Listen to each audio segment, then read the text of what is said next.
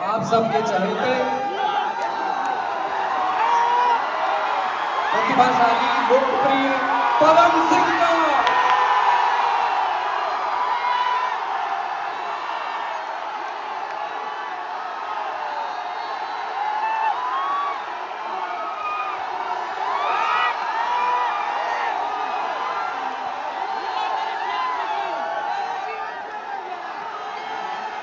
चलिए आप कभी तफसील से सुन पाएंगे।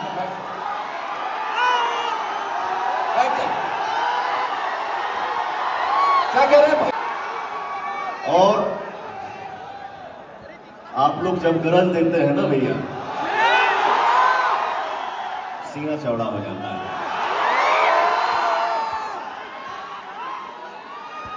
और इसीलिए बोलता हूं दुनिया के किसी भी कोने में कि आप सब हमारे लिए भगवान हैं।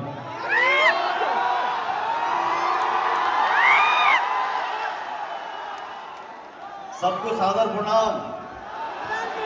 एगो ताली बजा के आशीर्वाद दे दे।